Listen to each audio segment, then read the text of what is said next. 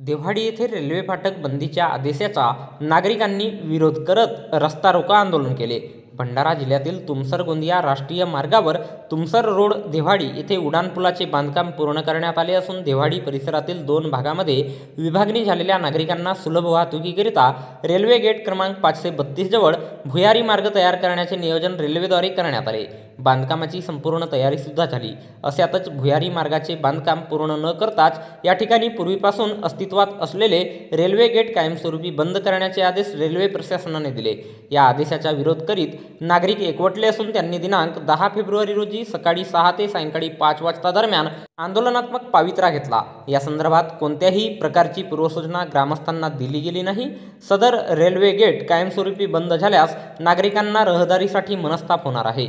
Tumsar road देव्हाडी येथील railway gate कायम बंद करण्यापूर्वी रेल्वे प्रशासनाने नागरिकांच्या सुलभ वाहतुकीकरिता आधी रेल्वे गेटजवळ प्रस्तावित केलेल्या भुयारी मार्गाचे बांधकाम पूर्ण करावे, तोपर्यंत रेल्वे गेट बंद होऊ देणार नाही अशी भूमिका नागरिकांनी घेतली आहे। त्यामुळे रेल्वेने निर्गमित केलेला आदेश तातडीने रद्द करावा या मागणीला घेऊन स्टेशन टोली तसेच देव्हाडी परिसरातील नागरिकांनी दिनांक 10 फेब्रुवारी रोजी रस्ता रोको आंदोलन केले।